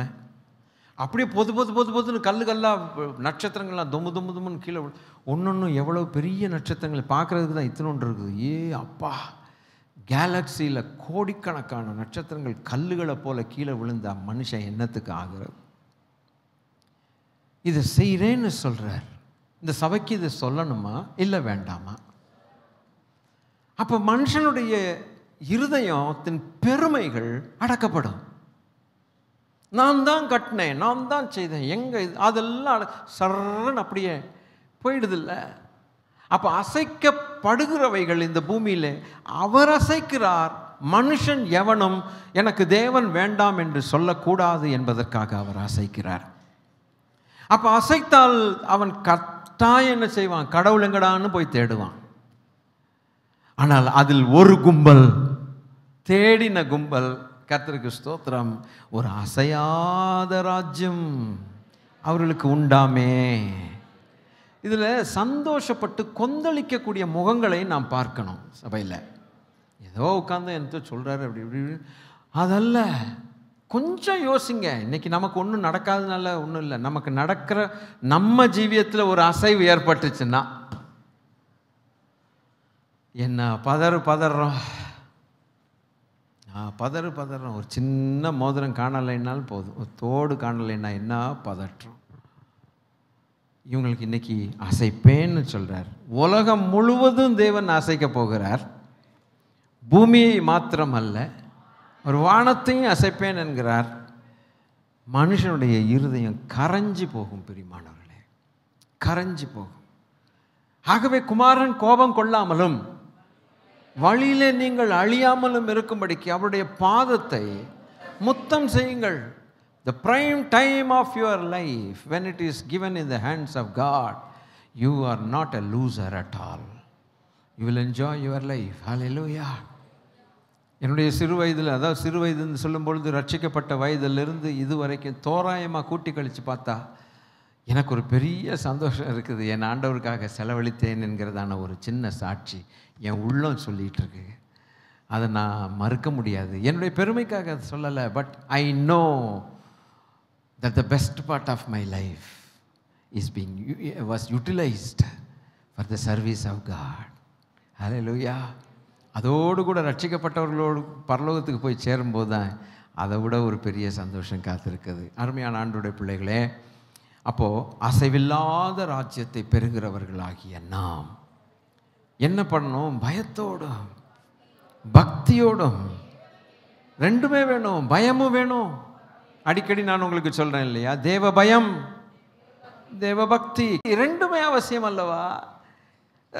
தேவனுக்கு பிரியமாய் ஆராதனை செய்யும்படிக்கு கிருபை தான் நமக்கு இந்த பக்தியும் பயத்தையும் கொடுக்கும்னு தெரியுது. அல்லேலூயா. ஒரு மனுஷன் தேவ பயத்தோடு பக்தியோடு அவன் ஆராதனை பண்ணுறான்னா எதனால பண்ணுறான்னா அவன் மேலே அதிகமான கிருபை இருக்குதுன்னு அர்த்தம். கிருபையை பற்றி கொண்டு இருக்கிறான். எதுக்குடா பற்றி கொண்டு இருக்கிறான்? எப்படிடா இந்த ஆராதனை செய்கிறான்? எதுக்குடா இந்த ஆராதனை செய்கிறான்னா அவன் உயிர்த்தெழுதல் என் பிள்ளையாக இருக்கிறான். மரித்தோரிலிருந்து உயிரோடு எழுந்திருக்கிறதுக்கு குவாலிஃபை ஆகணும்ன்ட்டு அவன் செய்கிறான். எதுக்கோ குவாலிஃபை ஆகிறோம். அந்த பரீட்சை எழுதுகிறாங்க, இந்த பரீட்சை எழுதுகிறாங்க, இன்னொரு கிரேட் எக்ஸாமு, அந்த கிரேட் எக்ஸாம், இந்த கிரேட் எக்ஸாம், ப்ரமோஷனுக்கு குவாலிஃபிகேஷன் இல்லாமல் ஒன்றும் மேலே போக முடியலையே. ஆனால் ஆவிக்குரிய வாழ்க்கையில் குவாலிஃபிகேஷனை குறித்து என்னைக்காவது யோசித்தோமா? என்னைக்காவது கிரேட் எக்ஸாம்னு யோசித்தோமா? பரிசுத்தத்தின் மேல் பரிசுத்தங்கிற ஒரு குவாலிஃபிகேஷன் யோசித்தோமா? நீதி செய்கிறவன் இன்னும் நீதி செய்யட்டும்னு தானே சொல்ல, குவாலிஃபை ஆகணும்னு சொல்கிறார் அல்லவோ. அப்போ அது ஒரு கிரேட் எக்ஸாம் மாதிரி தானே. ஆவிக்குரிய வாழ்க்கைன்னு வரும்போது சர்ச்சுக்கு வந்துட்டால் போதும், போனால் போதுங்கிற நிலைமை தான். ஆனால் உலகத்தின் காரியத்தை மாத்திரம் எவ்வளோ மும்முரமாக சீரியஸாக எல்லா கிரேட்ஸையும் பாஸ் பண்ணிட்டு கடைசியில் என்ன தான் அச்சீவ் பண்ணோம்?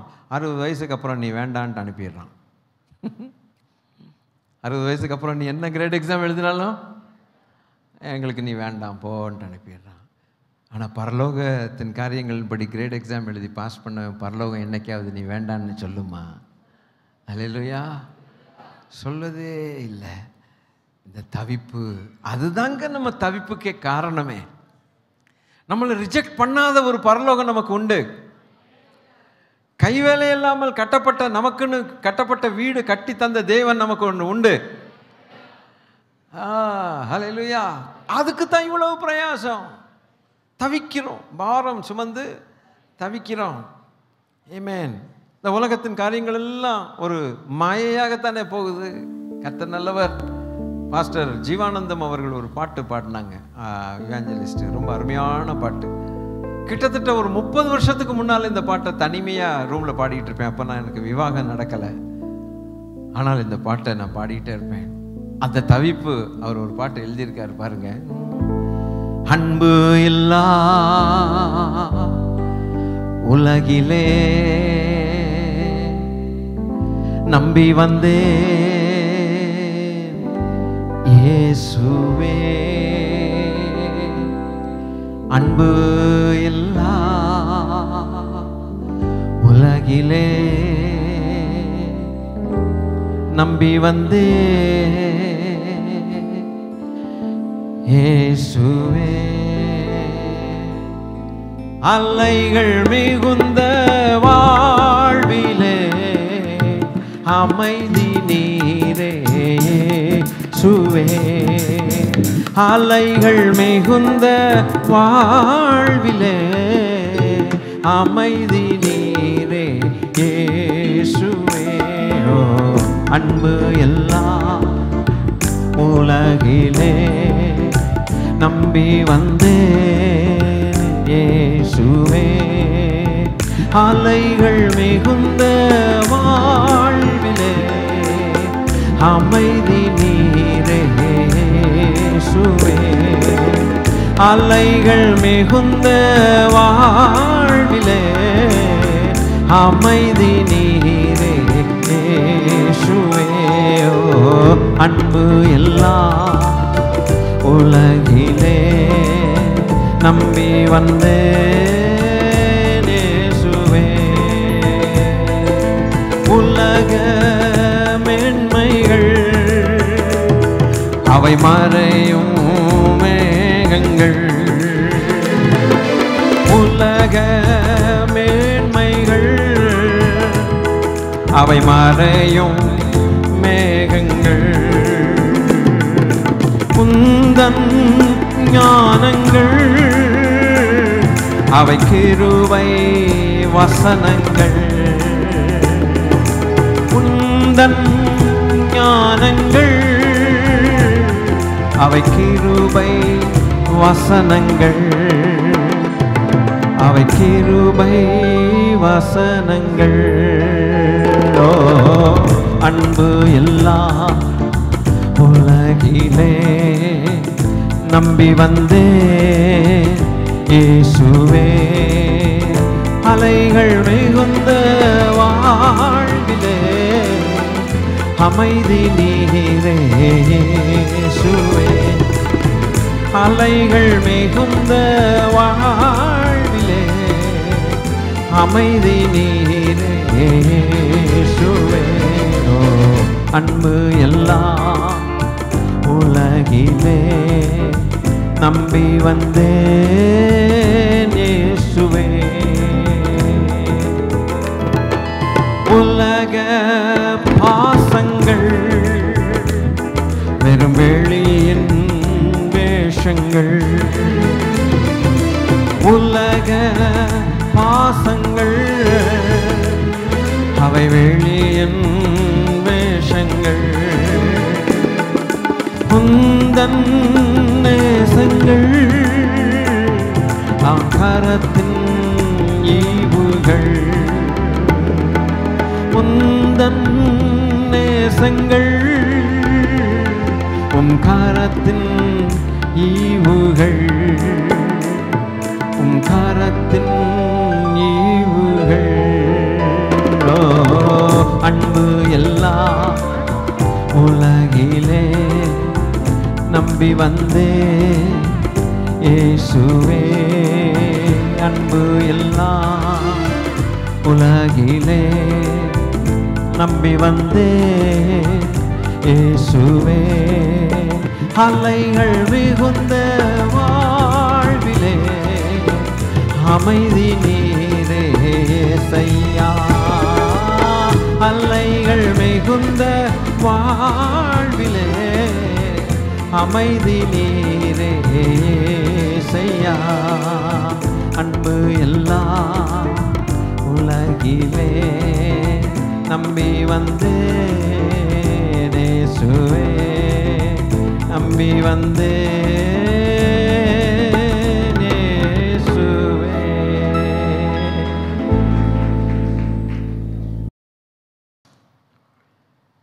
அவர்கள் எழுதின பாடல், இவாஞ்சலிஸ்ட் ஜீவானந்தம் அவர்கள் எழுதின பாடல் தான் இது.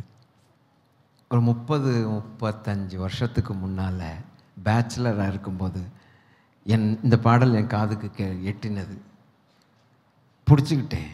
நமக்கு இந்த மாதிரி பாடல் தானே ஔஷதம், மருந்தாக இருக்கும். வேறு எது? தைத்த காடுனா அதில் ஒன்றுமே கிடைக்கிறதில்ல.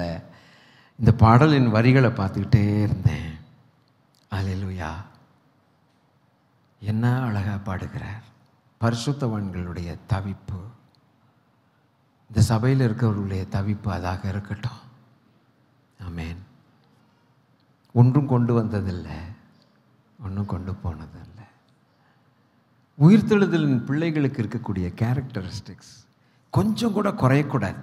நாளாக நாளாக அது அதிகமாகணுமே ஒழிய அது குறையக்கூடாது. அல்லேலூயா. இந்த பாடல் உங்களை ஆசீர்வதிச்சதா? உண்மையை சொல்லுங்கள். மனப்பாடம் பண்ணிட்டு பாடுங்க. தனிமையில் இருக்கும்போது அந்த வாஞ்சையோடு பாடுங்க. பாரம் சுமந்து தவிக்கிறோம் சொல்றான். தான் எப்படி தவித்தானோ தனக்கு கீழே இருக்கக்கூடிய சபையை அப்படித்தான் தவிக்க வச்சான்னு தான் சொல்லணும். ஒரு ஊழியக்காரன், தவிக்கிற ஊழியக்காரன் மற்றவர்களையும் தவிக்க வைப்பான். என்ன சொல்றீங்க? உல்லாசமாய் போக விடமாட்டான், அதிலேயே நிற்பான், நின்று கொண்டிருப்பான். காரணம், ஒரு மகிமை நமக்காய் காத்திருக்கிறது. தவிப்பவர்களுக்கு ஒரு மகிமை காத்திருக்கிறது. நம் தேவன் வரும் பொழுது அந்த மகிமை கண்ணால், இந்த தவிக்கிற ஜனங்கள், நான் காலில் ஒரு காரியத்தை சொன்னேன், இந்த தவிக்கிற ஜனங்கள் நிச்சயமாய் ஒரு நாள் தேவனை, பரலோகத்தில் இயேசுவை முகமுகமாய் பார்ப்பார்கள். இழந்தவர்கள், இழந்து தவித்தவர்கள் அப்பாவுடைய முகத்தை பார்க்கிற நாள் எப்படி இருக்கும்? கொஞ்சம் யோசிக்கணும்.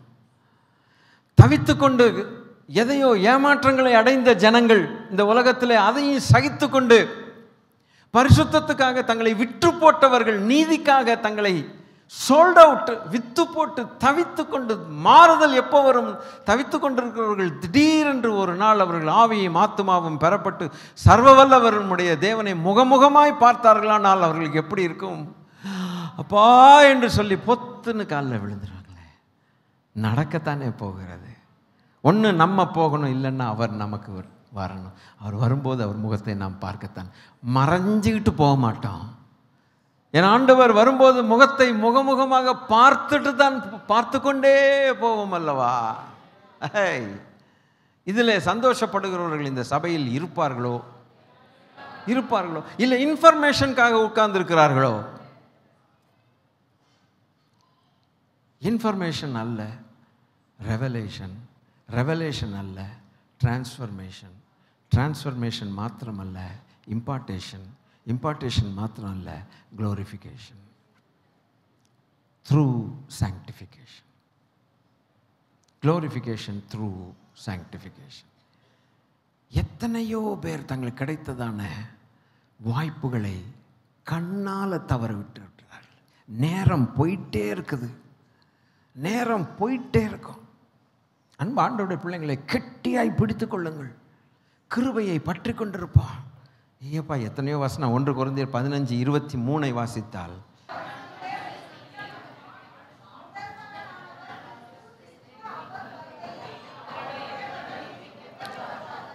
உயிர்த்தெழுதலை குறித்து கர்த்தர் சொன்னார். இன்னொரு வசனம், கர்த்தர் நல்லவர், வெளிப்படுத்தல் விசேஷம் 22:17, ஆவியும் மணவாட்டியும் வா என்கிறார்கள், கேட்கிறவனும் வா என்பானாக. தாகமாயிருக்கிறவன் வரக்கடவன், விருப்பம் உள்ளவன் ஜீவ தண்ணீரை இலவசமாய் வாங்கிக் கொள்ள கடவன். 20வது வசனம், இவைகளை சாட்சியாக அறிவிக்கிறவர் மெய்யாகவே நான் சீக்கிரம் வருகிறேன் என்கிறார். ஆஹா. 21, நம்முடைய கர்த்தராகிய இயேசு கிறிஸ்துவின் கிருபை உங்கள் அனைவரோடும் கூட இருப்பதாக. இதில் 17 ரொம்ப விசேஷம் என்னன்னு கேட்டிங்கன்னா, 22:17 பார்க்கும்போது, ஆவியும் மணவாட்டியும், பரிசுத்த ஆவியானவரும் ஆயத்தமாக்கப்பட்ட சபைதான் இந்த மணவாட்டி. காத்திருக்கிற மணவாட்டி, காத்திருக்கிற சபை, தவிக்கிற சபை. 1008 பிரச்சனைகள் நமக்கு இந்த பூமியில் இருக்கலாங்க. இன்னும் இது இல்லை, அது வரல, அது வரல, இது வரல, இது இல்லை, எல்லாம் இருக்கலாம். இருந்தாலும் ஒரு காரியத்துக்காக தவித்து கொண்டிருக்கிற மக்கள் இந்த உண்டு, அது அந்த சபையில் உண்டு. அல்லேலூயா. இன்று சவாலாய் சொல்லப்படுகிறது, அந்த தவிப்பு நமக்கு இருக்குமாங்கிறது தான் இப்போ பெரிய கேள்விக்குறி. ஆமேன். அல்லேலூயா. இப்படி தவிப்பாக இருக்கிறவர்களுக்கு ஒரு காலத்தில் பயங்கரமாய் சாப்பிட்ட சாப்பாடு பெருசாக தெரியாது. விரும்பி விரும்பி சாப்பிட்ட காரியங்கள் எல்லாம் மறைஞ்சு போயிடுது. விரும்பி விரும்பி போட்ட ட்ரெஸ் எல்லாம் என்ன செய்யுது, ஏதோ ஒன்று இருந்தால் போதுங்கிற சிம்பிளிசிட்டிக்கு வந்துடுது. இது எது கூட கூட கூட கூட நிறைவானது வரும்போது அது மேலே பிடிப்பு இல்லாமல் போகிறது. இந்த அனுபவம் உண்டோ? வரணுமே, சும்மா கை தூக்கக்கூடாது. 40 பூரி, 70 பரோட்டா, 2 பானை சோறு, அப்புறம் குடிக்கிறதுக்கு சுட சுட ஏதாவது ஒரு பெரிய மக்கு, இப்படிலாம் அடித்து சாத்தணும்னு வச்சுக்கலேன். அப்படி சாத்திட்டு பரலோகமே என் சொந்தமே அப்படின்னு பாடினா இல்லை என்னப்பா நியாயம் இருக்குது? எல்லாம் மேலே ஆசைகள் வர வர கீழே ஆசைகள் எல்லாம் போயிடும், மறைஞ்சிரும். உபவாசம் எடுத்து எடுத்து எடுத்து முகம்தான் களையாக்குமே ஒழிய உடல்லாம் மெலிஞ்சு போயிடுது. ஆனால் முகம் மாத்திரம் களையாக இருக்குது. முகக்கலையை பார்த்தே கண்டுபிடிச்சிடலாம், இவன் உஷாரான ஆள்டான்னு. இமேன் திங்கிறதுனால முகக்கலை வராது, தேவனோடு கூட இருக்கிறதுனால தான் முகக்கலை வரும். ஆமேன். ஆக தேவ ஜனமே, அந்த நிறைவுக்குள் போக போக இந்த உலக ஆசைகள் கொஞ்சம் கொஞ்சமாக நம்மளை விட்டு போயிடுது. ஆமேன். பிரகாசிக்க ஆரம்பிக்கிறான் இந்த உலகத்தில். எதை பிடிச்சி வச்சுட்டு ஒவ்வொரு வசனமும் நமக்கு ஒரு வெளிப்பாடாக மாறிடும். ஒரு வசனமும் ஒரு வெளிப்பாடு. ஒரு அருமையான பரிசுத்தவான் ஒரு காரியத்தை எனக்கு கற்றுக் கொடுத்தார். நம்ம யூடியூப்பில் பார்த்தது தான், அதுலேருந்து நான் கற்றுக்கிட்டேன். He's a prophet. When you read the Bible, don't read for information's sake. Information கிடைக்கும், அதில் இத்தனை வசனங்கள் இருக்குது, இத்தனை இது இருக்குது, இதன் மையப்பகுதியில் இது இருக்குது, இந்த நேரத்தில் எழுதப்பட்டது, கிபியில் எழுதப்பட்டது, கிமுல் எழுதப்பட்டது. That is all information. ஒரு தகவல். அவர் சொல்கிறார், இந்த தகவலுக்கு மாத்திரம் அந்த தகவல் ஒரு நன்மைக்கு நமக்கு ஒன்றும் செய்யாது. So when you read, try to get the revelation of the word. வசனத்திலிருந்து அந்த வெளிப்பாடுகள் வரணும். யார் நமக்கு கனெக்ட் பண்ணி கொடுக்க முடியும்? கர்த்தருடைய ஆவியானவர் தான் கனெக்ட் பண்ணி கொடுக்க முடியும். ஒரு பக்கம் பவுல் உயிர்த்தெழுதலுக்கு தகுதியுள்ளவனாக இருக்கும்படிக்கு நான் பிரயாசப்படுகிறேன்னு சொல்கிறான். அந்த வசனத்தை திருப்பி உயிர்த்தெழுதலின் பிள்ளைகள் கனெக்ட் பண்ணது யார்? பாஸ்டரா? இல்லை, அவர் கனெக்ட் பண்ணணும். அவர் கனெக்ட் பண்ணி கொடுத்தாரு, திருப்பி கொடுத்துட்டோம், அவ்வளோதான். அவர் என்ன சொல்லுகிறார்? ரெவலேஷனோட ஸ்டாப் பண்ணாதீங்க. எனக்கு ஒரு பெரிய பெரிய லெசன் கற்றுக்கிட்டேன் அன்னைக்கு. Ask for the impartation. இம்பார்ட்டேஷன்னா ஒருத்தனுக்கு உள்ளதை இன்னொருத்தனுக்கு கொடுக்கறதுக்கு பேர் இம்பார்ட் பண்ணுறது. மூப்பராகிய சங்கத்தார் உன் தலையின் மேல் கை வைத்த பொழுது உனக்கு உண்டான வரத்தை குறித்து அசதியாயிராதே, அனல் மூட்டி எழுப்புன்னு சொன்னாரா? ஐயா இந்த சபையில் பேசணுமா இதெல்லாம்? ஸ்தோத்திரம். அப்போ சங்கத்தார் உன் மேல் கலை வைக்கும்போது the tangible spirit, the gifts are tangible, graces are tangible. வரங்களும் கிருபை வரங்களும் டிரான்ஸ்ஃபர் ஆகக்கூடிய. ஜார்ஜ் ஜெஃப்ரிஸை பற்றி உங்களுக்கு சொன்னேன் இல்லையா? ரெய்னார்ட் பாங்கே எப்படி டப்புன்னு வச்சார், flowing oil, hot oil transfer ஆயிடுச்சு, அவர் போயிட்டார், வந்துட்டார். It is possible. அதனால தான் சில நேரங்களில் ரொம்ப ரொம்ப அது ஆண்டவர் விரும்புகிற சில நாட்களில் டக்குன்னு ஆயில் அனாயின் பண்ண சொல்லுவார். எல்லாரும் மேலேயும் எல்லா நாட்களையும் கிடையாது. அன்றைக்கி அந்த அனாயின் பண்ணவங்களில் ஒரு பெரிய அற்புதம் நடக்கும், ட்ரான்ஸ்ஃபர் ஆகும். அவர் சொல்லும்போது தான் அதை செய்யணும், எல்லா நாளும் பண்ணக்கூடாது. அப்படித்தான் நான் இவ்வளோ நாள் நினச்சிட்டு இருந்தேன், ஒரு பரிசுத்தவான் இன்னொரு லைனில் இருக்கிறவனை ஆசீர்வச்சிட்டு போயிடுறாங்க. பட் அவர் என்ன சொன்னார்னு தெரியுமா? when you read the Bible will impart the graces and the gifts that are inside. அப்பா, வேதத்தை ஏதோ பிரிண்ட் பண்ண புஸ்தகம் நினச்சிட்டு போகிறோம், கையை பிடிச்சிட்டு இப்படி ஜாலியாக இருக்கிறோம், அதுங்கிறோம், ஜிப்பு போடுறோம், அதை போடுறோம், இதை போடுறோம், அதை கொண்டு வர்றதே இல்லை. சிலர் வாசிக்கிறதே கிடையாது. வாசித்தால் இன்ஃபர்மேஷனை தாண்டினால் ரெவலேஷன், வெளிப்பாடை தாண்டினால் இம்பார்ட்டேஷன். அப்படி வாஸ்து பாரு. That is the secret of revival in your heart. If you want to see a revival within your own heart, you need impartation. That impartation comes from the Word of God. When you eagerly read, and the Word of God will impart the graces and gifts in you, you are a different man. The secret lies in this book. Hallelujah. இந்த புஸ்தகத்தில் தான் secret இருக்குதுங்க. வேறு எங்கேயும் கிடையாது. அந்த இடம் இந்த இடம்னு போய் நம்ம போக வேண்டிய அவசியமே இல்லை. It is in this book. Where can you find God?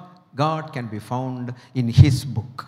அவருடைய புஸ்தகத்தில் தேவனை பார்க்கலாம். வேறு எந்த புஸ்தகத்திலையும் தேவனை பார்க்க முடியாது. கர்த்தருடைய புஸ்தகத்தில் கர்த்தரை பார்க்கலாம். You can find God in this book. How much you find God, that's up to you. As you keep on finding God and seeking Him from the Word, you will get the impartation of the graces and gifts. Automatically, you are a different person. எனவே ஆவியும் மனவாட்டியும் வா. என்னைக்கு வான்னு சொல்கிறாங்க? என்னைக்காவது ஒரு எழுப்புதலாக இருக்கிற அன்னைக்கு வா. பேச மாட்டிங்களே? எழுப்புதலாக இருக்கும்போது வா. இல்லைங்க, இட்ஸ் எ லைஃப் ஸ்டைல். நம்முடைய வாழ்க்கை முறையே ஆவியும் மனவாட்டியும் 2 பேரும் சேர்ந்துட்டு ஆண்டவரை கூப்பிட்றாங்க, வான்னு கூப்பிட்றாங்க. கேட்கிறவனும். அப்போ கேட்குறவன் எப்படி மாறுறான்னா, உயிர்த்தெழுதலின் பிள்ளைகளாக மாறுறான். கேட்குறவனும், ஐயாப்பா நீங்கள் வாங்கப்பா சாமி. உண்மையாய் ஆவிக்குரிய ஜீவியத்தை செய்கிற அருமையான ஆண்டவருடைய பிள்ளைகள் இந்த பூமியில் எங்கே வாழ்ந்தாலும், என்ன பிஸ்னஸ் பண்ணாலும், எந்த கம்பெனியில் வேலை செய்யலாம், அதெல்லாம் ஒரு பக்கம் இருந்தாலும் கூட அவனுடைய உள்ளமானது தேவனை வாங்க ஆண்டவரேன்னு தான் கூப்பிடும். அல்லேலூயா. அந்த பரமதேசத்துக்காக எப்போதும் வாஞ்சி உள்ளதாக இருக்கும். அதை விட்டுறாதீங்க கர்த்தருடைய பிள்ளைகளே. அப்போது தாகமாக இருக்கிறவன், தாகமாக இருக்கிறவன், தாகமாக இருக்கிறவன், தாகமாக இருக்கிறவன், தாகமாக இருக்கிறவன், வரக்கடவனில் ஒன்றும் இல்லை, தாகமாக இருக்கிறவன். அவன் எப்போ வருவான்? தாகமாக இருந்தால் தானே வர்றான். நான் அதைத்தான் திருப்பி சொல்கிறேன். கட்டாயம் வர்றவங்க எல்லாரும் வருவாங்க. எவன் எதுக்கு வர்றானே தெரியாது. ஐயோ இல்லையா? சபைக்கு எல்லாருமே ஆராதிக்கத்தான் என்ன செய்கிறோம், வர்றோம். ஆனால் தாகங்களில் வித்தியாசம் இருக்குல்ல, இல்லையா? இப்போ வந்தவங்களெல்லாம் நீங்கள் எதுக்குப்பா வந்திருக்கீங்கன்னு நான் கேட்டால் அது அர்த்தமே இல்லை. எல்லாரும் ஆண்டவர் ஆராதிக்க வந்திருக்கிறோம். ஆனால் எல்லாருக்குள்ளே இருக்கக்கூடிய தாகங்கள் வித்தியாசமாக இருக்கும். சிலர் அதை லைட்டாக எடுத்துகிட்டு போவாங்க, சிலர் ஸ்ட்ராங்காக எடுப்பாங்க, சிலர் கேட்ட பிறகு வளரும், கேட்காமலேயே போயிட்டா போகிற சிலரும் இருப்பாங்க. ஆனால் வேதம் சொல்லுகிறது, உண்மையான மனவாட்டியும் ஆவியானவரும் சேர்ந்து அவங்க எப்போதுமே ஆண்டவர் என்ன செய்வாங்க, நீங்கள் வான்னு தான் கூப்பிடுவாங்க. கேட்கிறவனும் வரணும். ஒரு வேளை தாகமாக எவனாவது இங்கே இருக்கானான்னு ஆண்டவர் பார்க்குறார். இந்த தாகமாக இருக்கிறவனும் நீங்கள் வாங்க, வரக்கடவன் விருப்பமுள்ளவன், விருப்பமுள்ளவன், விருப்பமுள்ளவன், விருப்பமுள்ளவன், விருப்பமுள்ளவன்.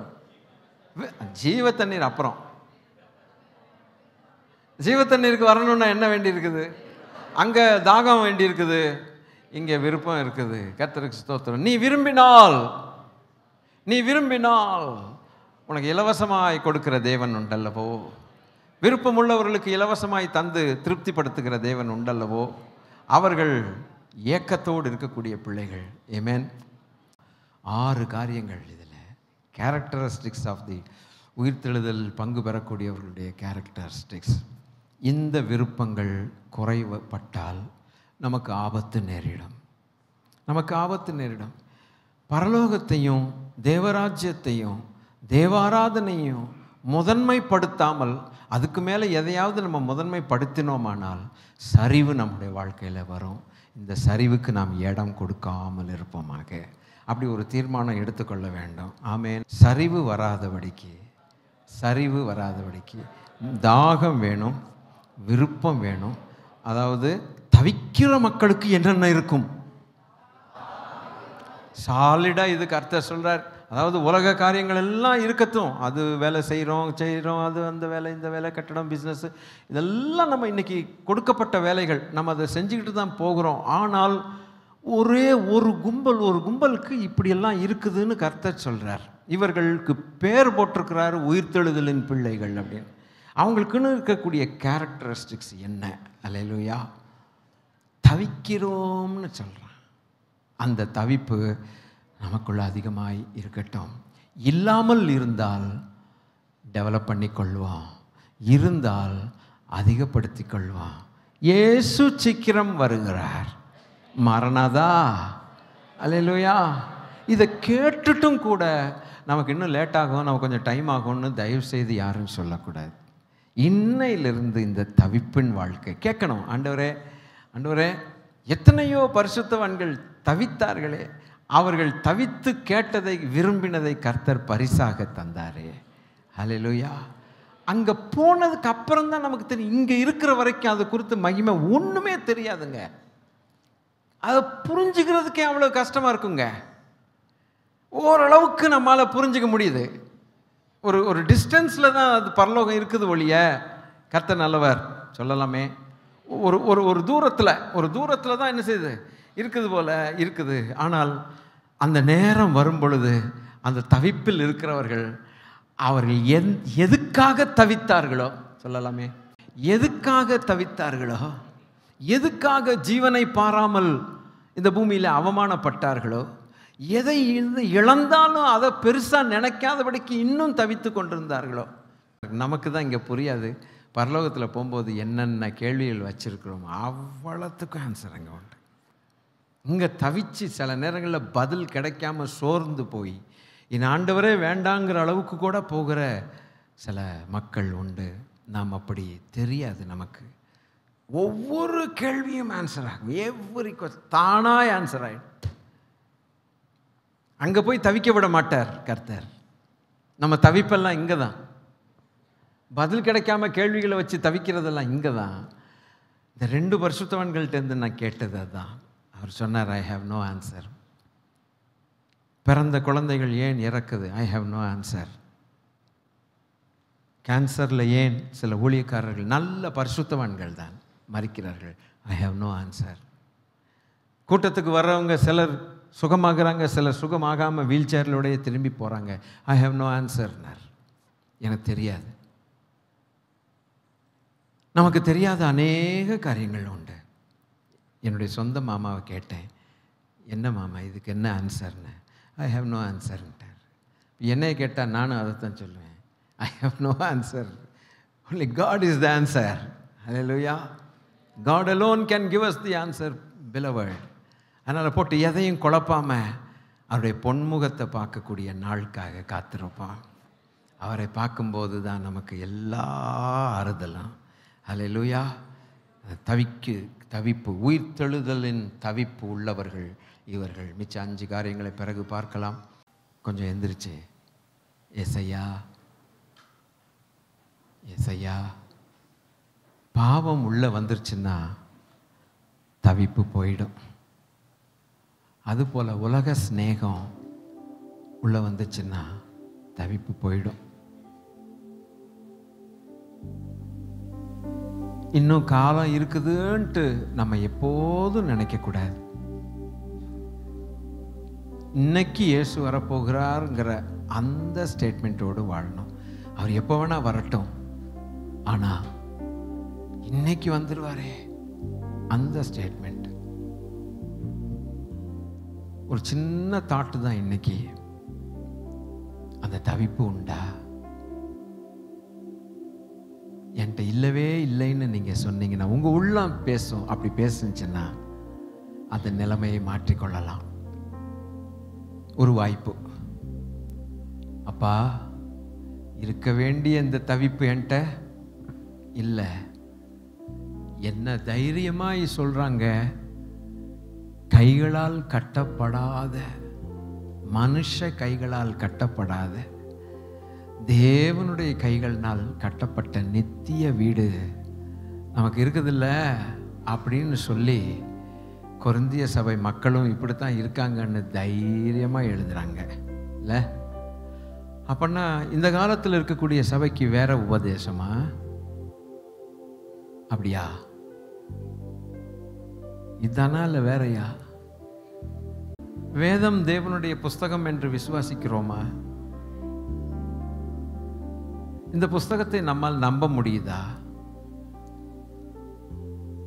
இந்த Holy Bible is the word of God that proceed from the mouth of காட்ங்கிறத நம்புறவங்க இருக்கிறீங்களா? Is there anyone? அப்போ இதில் எழுதி இருக்கிறது எனக்காக அப்படின்னு எடுத்துக்கொள்ள முடியுமா? அப்படிதானே? அப்போ பாரம் சுமந்து தவிக்கிறோம் என்று சொன்னது அந்த காலத்திலிருந்து கொரிந்து சபைக்கு மாத்திரமா? நித்தியத்துக்கு உதவாது. உலகம் முடிகிற வரைக்கும் பிறக்கக்கூடிய அத்தனை பேருக்கும் இந்த புஸ்தகம் தான். அப்படியானால் இந்த சபை ஒரு விதிவிலக்கா? அப்பனா நமக்கு தானே வாலிப செல்வங்களே, எப்படி ஆகலாம் அவருக்காக? அது வேணும்னா, அது நிறைவேறணும்னா இந்த தவிப்பு நமக்கு வேணும்ல. அல்லேலூயா. புரிஞ்சுக்கிட்டீங்களா? இந்த தவிப்பு, என்ன வேலை வேணா செய்யுங்க, கர்த்தர் உங்களை எந்த கண்ட்ரிக்கு வேணா கொண்டு போகட்டும், கர்த்தர் உங்களை எந்த பிஸ்னஸ் வேணா பண்ண சொல்லலாம், கர்த்தர் உங்களை எந்த படிப்பு வேணா படிக்க அனுப்பலாம். இந்த உலகத்தில் நாம் எல்லாம் செய்ய வேண்டிய கடமைகள் உண்டு. இதன் மத்தியில் நாளுக்கு நாள் பரம எருசலேம், கைவேலை இல்லாமல் கட்டப்பட்ட வீடுனா என்ன நினைச்சிங்க? பரம எருசலேமுங்க. அதை சொல்ல மறந்துட்டேன் பார்த்தீங்களா? பரம எருசலேமுங்க. அவருடைய அஸ்திபாரங்கள் 12 ரத்தின கற்களால் செய்யப்பட்டதாம். பளபள பளபளன்னு இருக்குது. கஸ்பி, கோமேதகம், மரகதம், அது இதுன்னு அப்பா, அதை வச்சு அஸ்திபார கல்லாக்கி வச்சிருக்கிறாரு. அதுக்கு மேல கட்டப்பட்டிருக்குது. நீங்க இசைவாய் கற்களை போல கட்டப்பட்டு வருகிறீர்கள்னு போட்டிருக்குது. ஜொலிக்குமாம் பாருங்க. அப்பா பாப்பா, அது பரலோகத்திலிருந்து இறங்கி வர கண்டேன் என்று எழுதியிருக்கிறார். அதுல போய் பரிசுத்தவான்கள் உட்காருவாங்களாம். நாம தாங்க உட்கார போறது. ஒன்றும் தெரியாத மாதிரி ஒருவேளை ஆராதனைக்கு வந்திருக்கலாம், பரவாயில்லைங்க, தப்பே இல்லைங்க. ஆனால் இன்னைக்கு தெரிஞ்சுக்கிறோங்க, அது நடுவில் கர்த்தர் வாசம் பண்ணுகிறார், அது நடுவில் இருக்கிறாரா. அப்போ நீங்க வாசஸ்தலமாய் கூட்டப்பட்டு வருகிறீர்கள், தேவனுடைய ஆலயமாக.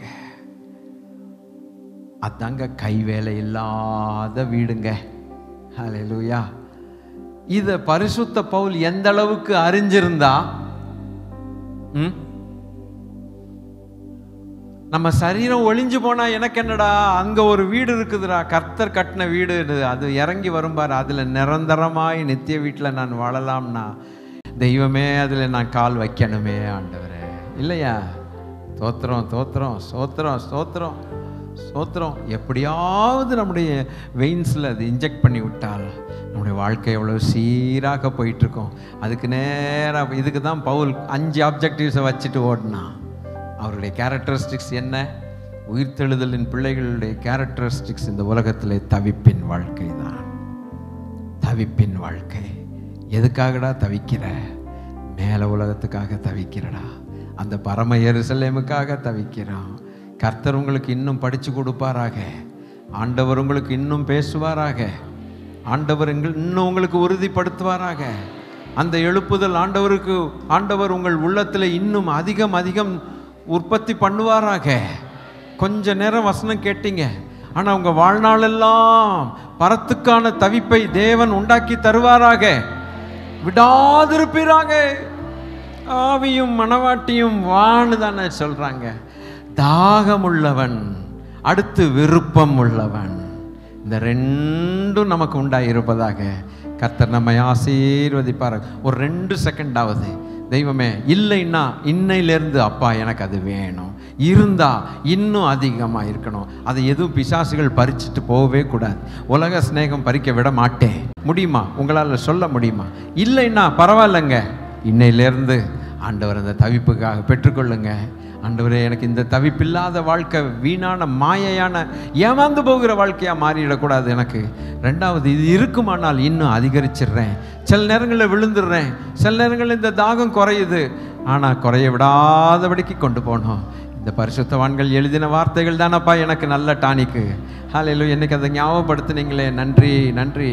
ஒரு 2 செகண்ட் தேவனை துதிக்க விரும்புகிறவர்கள், ஓ தேங்க்யூ லார்ட்.